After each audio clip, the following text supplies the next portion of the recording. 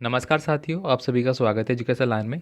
दोस्तों, कक्षा 8वीं बोर्ड परीक्षा 2024 है वो मार्च में स्टार्ट होने वाली है। नया नोटिफिकेशन आ चुका है और उसके अकॉर्डिंग जो भी इन्फॉर्मेशन होगी मैं आपको जल्दी ही बता दूंगा। फिलहाल इस वीडियो में दोस्तों हम कक्षा 8वीं के विज्ञान का जो पेपर इस बार होने वाला है, तो उसमें आने वाले महत्वपूर्ण प्रश्न इस वीडियो में हम देखने वाले हैं विद सॉल्यूशन।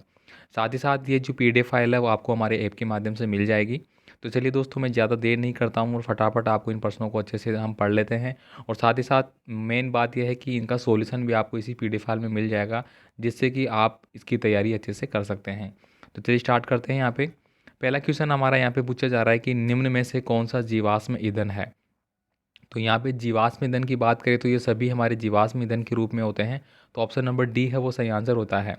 अलैंगिक जनन मुकलन किस में होता है। तो यहाँ पे दोस्तों चार ऑप्शन आपको दिए गए हैं। चार ऑप्शन की अगर बात करें तो यहाँ पे हाइड्रा मेरा सही आंसर होगा। लेकिन मान लीजिए कि हाइड्रा आपके ऑप्शन में नहीं है और आपके ऑप्शन में यीस्ट दिया गया है, ठीक है। तो उस कंडीशन में हमारा आंसर क्या होता है, यीस्ट बन जाता है, ठीक है। तो आप इस बात का ध्यान रखना। अब देखिए यहाँ पे अगला है, निम्न में से नर और जो पुरुष हार्मोन है वो कौन सा होगा। तो यहाँ पे एस्ट्रोजन होगा, थायरोक्सिन होगा, टेस्टोस्टेरोन होगा या पीट्री होगा। तो यहाँ पे एस्ट्रोजन हार्मोन्स हो जाता है। तो चलिए बाकी प्रश्न हम देख लेते हैं। यहाँ पे देखिए, यहाँ पे अगला क्वेश्चन है कि मृदा को उलटने पलटने एवं पोला करने की जो प्रक्रिया है वो क्या कहलाती है। तो उसको अपन बोलते हैं जुताई। इसके पहले दोस्तों कल की वीडियो में हमने देखा था कि जो कल्टीवेटर है वो किस काम आता है, तो वो भी हमारा किसके काम आता था, जुताई के काम आता था। नेक्स्ट देखिए यहाँ पे खरीफ की फसल क्या कौन सी है। तो खरीफ की फसल जो चार ऑप्शन है उसके अकॉर्डिंग मक्का यहाँ पे सही आंसर हो जाएगा। कल की वीडियो में भी हमने खरीफ की फसल देखी थी। अब आपको पूछ लिया जाए कि यहाँ पे रबी की फसल, ठीक है। तो रबी की फसल कौन कौन सी है भाई, गेहूँ की, मटर की और चना की। तो यहाँ पे जो क्वेश्चन होता है उसको अगर आप अच्छे से समझेंगे तो उसमें दो आंसर आपको मिलते हैं। जो है वो तो है ही और जो नहीं है वो भी उसका आंसर आपको मिल जाता है। नहीं सके एक ही स्थान पर एक ही प्रकार के पौधों को बड़ी मात्रा में उगाए जाने वाले पौधों को क्या कहते हैं। तो उसको हम बोलते हैं फसल। एक ही मात्रा में आपने देखा होगा कि ये मेरा खेत है और यहाँ पे मैंने गेहूँ गेहूँ के पौधे लगा दिए भाई बहुत सारे, तो ये क्या कहलाएगी, मेरी फसल कहलाएगी, ठीक है। इस प्रकार से नेक्स्ट देखिए यहाँ पे अगला है, चेचक के टीके का आविष्कार है वो किसके द्वारा किया गया था। तो ये तो आप सभी जानते हैं। इसका आंसर आप मुझे कमेंट करके बताएंगे कि चेचक के टीके का आविष्कार है वो किसके द्वारा किया गया था। ऑप्शन आपके सामने रखे हुए हैं। रोग कारक सूक्ष्म जीव वायरस का उदाहरण नहीं है। तो यहाँ पे मलेरिया हो जाएगा। मलेरिया क्या है, सूक्ष्म जीव वायरस नहीं है, एक प्रकार का है, ठीक है। तो यहाँ पे ये आंसर हो जाएगा। बाकी खसरा, पोलिया, चिकन पॉक्स ये सूक्ष्म जीव के वायरस के एग्जाम्पल है। दूध का दही बनाने में किस जीवाणु की भूमिका होती है। तो वो होती है हमारे लैक्टोबैसिलस की। तो यहाँ पे ऑप्शन नंबर बी है वो आपका करेक्ट आंसर हो जाता है। साथियों, इन प्रश्नों को आपको अच्छे से देखना है। मैं सिलेक्टेड पर्सन है वो आपकी बुक से उठा के ला रहा हूँ। यहाँ पे हमने लगभग आपका टोटल चैप्टर जो भी है उनमें से 8-9 चैप्टर को इंक्लूड किया है, बाकी का मैं और भी आपको ला दूंगा। नेक्स्ट देखिए, निम्न में से कौन सा जीवाश्म ईंधन है। अभी अभी हमने देखा था। तो यहाँ पे उपयुक्त सभी मेरा सही आंसर हो जाएगा। ये रिपीट हो गया है प्रश्न। नेक्स्ट देखिए, यहाँ पे समाप्त होने वाले प्राकृतिक संसाधन है। तो दोस्तों यहाँ पे देखिए, सूर्य का प्रकाश समाप्त हो सकता है क्या, बिल्कुल नहीं होगा कभी भी। वायु समाप्त होगी क्या, नहीं। अगर यही समाप्त हो जाएंगे तो जो जीवन है हमारा वही समाप्त हो जाएगा। जल भी खत्म हो गया तो भी जीवन। लेकिन पेट्रोलियम क्या है, एक प्रकार का समाप्त होने वाला प्राकृतिक संसाधन हो सकता है। इसके बाद देखिए यहाँ पे अगला है, ईंधन अपूर्ण दहन से विषैली गैस बनती है। तो कार्बन मोनोऑक्साइड। ये दोस्तों अगर ईंधन का अपूर्ण यानी कि अपन किसी लकड़ी को जला रहे हैं और वो सही से नहीं जल रही है, वो गीली लकड़ी है, तो उसमें से क्या होता है, कार्बन मोनोऑक्साइड निकलता है जो कि एक जहरीली गैस का काम करती है। सोने चांदी को पिघलाने हेतु सुनार ज्वाला जिस क्षेत्र का उपयोग करते हैं वह कौन सी होगी। तो ज्वाला का बाह्य क्षेत्र। ये आपकी 2023 की जो बोर्ड परीक्षा हुई थी उसमें आया हुआ प्रश्न है, ठीक है। नेक्स्ट देखिए यहाँ पे अगला है, रेड डाटा पुस्तक वह पुस्तक है जिसमें रखा जाता है। तो इसमें किसको रखा जाता है भाई, संकटापन स्पीसीज का रिकॉर्ड रखा जाता है। तो यहाँ पे ऑप्शन नंबर बी है वो मेरा सही आंसर होगा। रेड डाटा का मतलब ये होगा कि पशु पक्षियों की वह प्रजातियाँ जो कि विलुप्ति के कगार पे है। विलुप्ति का मतलब क्या हो गया, जिनकी संख्याएं लगातार कम हो रही है उनको रेड डाटा पुस्तक में रखा जाता है। अब आगे देखिए, यहाँ पे स्त्रियों में निषेचन होता है।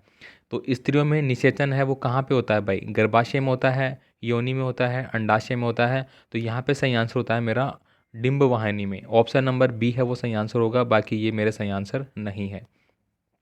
अलैंगिक जनन मुकुलन द्वारा होता है। तो ये देखिए वापस से आ गया, तो ये होता है भाई हार्ड ड्राम में। अभी अभी मैंने बताया था, अगर ये ऑप्शन में नहीं है और ईस्ट आपको दिया गया है तो वो आपका सही आंसर रहेगा। निम्नलिखित में से मादा जनन तंत्र का भाग नहीं है। तो देखिए यहाँ पे शुक्रवाहिकाएं, गर्भाशय, अंडाशय और डिंब वाहिनिकाएं। तो निम्नलिखित में से मादा जनन तंत्र का भाग नहीं है, तो हमारा आंसर हो जाएगा ऑप्शन नंबर ए, शुक्रवाहिकाएं। ये किस में होती है भाई? ये होती है पुरुषों में। ठीक है, पुरुषों में जो शुक्राणुओं का निर्माण होता है, ठीक है, जो शुक्राणु का चलन होता है वो इसी जगह होता है। बाकी डिंब वाहिनिका, अंडाशय, गर्भाशय ये तो महिला में होते ही होते हैं। आगे देखिए यहाँ पे अगला है कॉलम ए और कॉलम बी को आपको मिलान करना है यहाँ पे। तो इनका आंसर आपको यहाँ पे नीचे मिल जाता है, आप आराम से देख सकते हैं।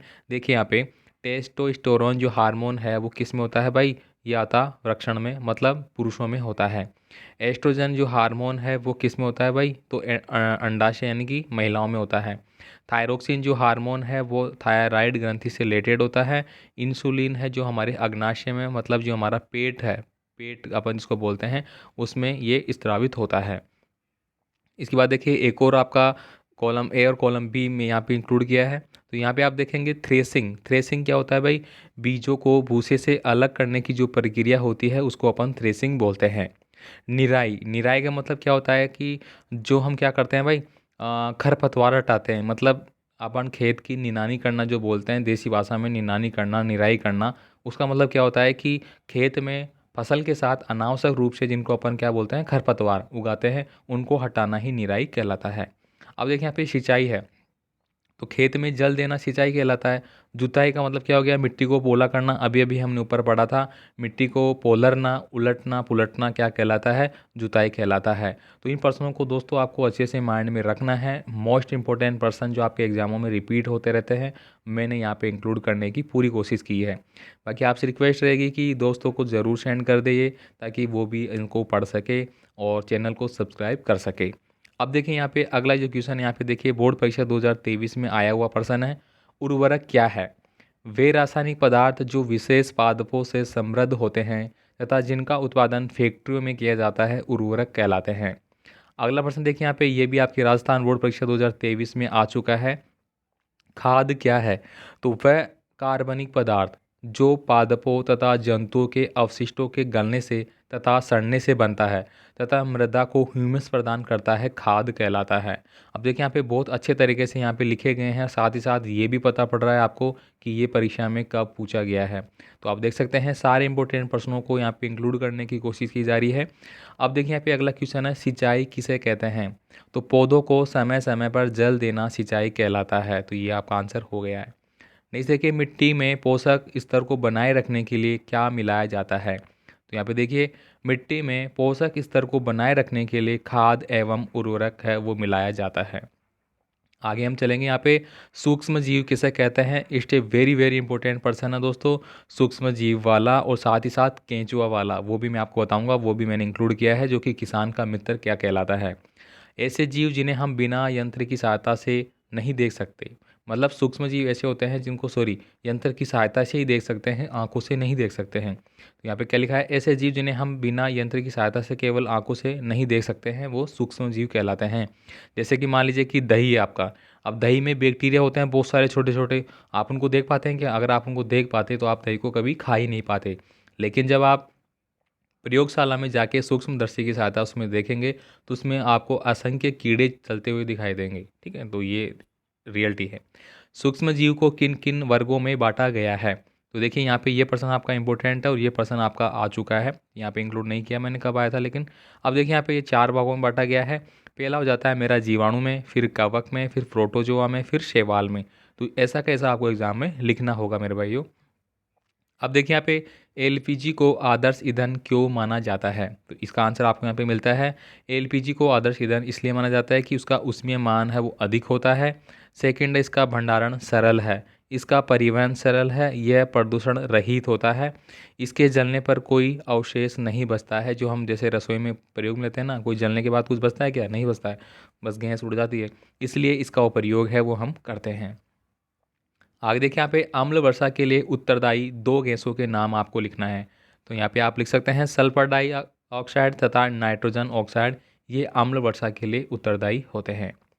किसी पदार्थ के ज्वलन ताप की परिभाषा आपको लिखनी है। तो देखिए, उस न्यूनतम ताप को जिस पर कोई पदार्थ आग पकड़ लेता है, उसे जलने लगता है, उसे पदार्थ को ज्वलन ताप है वो कहा जाता है। नेक्स्ट पे बात करूँगा। यहाँ पे देखिए, इस प्रश्न को आप रट लेना अच्छे से, स्क्रीनशॉट ले लेना, पीडीएफ फाइल आपको मिल जाएगी ऐप के माध्यम से। देखिए, यहाँ पे क्या लिखा गया है, ईंधन के रूप में एलपीजी तथा लकड़ी की तुलना करनी है। बहुत इंपॉर्टेंट है भाई लोगों, पढ़ लेना, क्योंकि आपको पता है कि प्रधानमंत्री नरेंद्र मोदी के द्वारा एलपीजी की व्यवस्थाएं की गई थी। उज्ज्वला योजना के तहत आपको अलग से रसोई घर में महिलाएं जो काम करती है उनको लिए कम दर में गैस मुहैया करा गया था। और अभी आप देख पा रहे होंगे कि लोकसभा चुनाव आ रहे हैं। लोकसभा चुनाव को देखते हुए वापस से केंद्र सरकार की ओर से एलपीजी जो सिलेंडर उनके दाम किए गए हैं। तो इम्पोर्टेंट बनता है ये भाई वर्तमान के हिसाब से भी, इसलिए इसको पढ़ लेना। तो यहाँ पे देखिए, ईंधन और लकड़ी का पूरा यहाँ पे दिया गया है। यहाँ पे आप एलपीजी के बारे में पढ़ेंगे और यहाँ पे आपको लकड़ी के बारे में मिल जाता है। ठीक है, अब देखिए यहाँ पे ये सब कुछ लिखे गए हैं, तो ये आपको तो पढ़ लेना है यहाँ पे। ठीक है, क्या क्या चीज़ें इसमें होती है, स्लाइड कर देता हूँ मैं थोड़ा धीरे धीरे, है ना। नेक्स्ट देखिए, यहाँ पे अगला है, वे जंतु जिनकी संख्या निर्धारित स्तर से कम होती जा रही है वे विलुप्त हो सकते हैं कहलाते हैं। तो ये प्रश्न दोस्तों आपका बोर्ड परीक्षा 2023 में आ चुका है। इसको अपन बोलते हैं संकटापन। इसके बाद देखिए, वन्य प्राणु जंतु जहाँ सुरक्षित और संरक्षित रहते हैं कहलाता है। ये प्रश्न आपका आ चुका है। तो इसको बोलते हैं अपन अभ्यारण्य। अभ्यारण्य के ऊपर आपको दोस्तों पूरा बड़ा प्रश्न है वो भी पढ़ लेना है। ये आपके लिए अति महत्वपूर्ण होगा, क्योंकि यहाँ पे छोटा प्रश्न जो होगा वो भी आपको आ जाएगा, और बड़ा प्रश्न भी अगर आ जाता है तो वो भी आपका सोल्व हो जाएगा। चलिए आगे देखता हूँ मैं। यहाँ पे फिर से मैं रिक्वेस्ट करूँगा साथियों, अगर आपने वीडियो को अब लाइक नहीं किया है तो लाइक कर देना। लाइक करने में आप कंजूसी करते हैं। कमेंट जो है, जो सा भी आपका कमेंट है कर दिया करो, ठीक है, क्योंकि मैं कमेंटों को देख के सिलेक्ट करता हूँ कि मुझे आगे का वीडियो कौन सा बनाना है, आप क्या चाहते हैं। नीचे कि यहाँ पे वनों के संरक्षण के उपाय है वो आपको लिखने हैं। तो यहाँ पे ये पूरा लिखा गया है। देखिए, वनों के संरक्षण के उपाय देखिए यहाँ पे, केवल कुछ पेड़ों को छोड़कर वनों को काटने पर रोक लगानी चाहिए, इसमें भूमि कटाव भी रुकेगा। सामाजिक वानिकी को अपनाना चाहिए, सजावटी पौधे अधिक लगाने चाहिए, आग से बचाना चाहिए इनको, प्रतिवर्ष वनों में आग लगने से अनेक वृक्ष जो नष्ट हो जाते हैं उनकी रक्षा करनी चाहिए। तो ये सारी चीज़ें आपको यहाँ पे करनी पड़ेगी। अब देखिए यहाँ पे अगला जो आता है, कायांतरण किसे कहते हैं।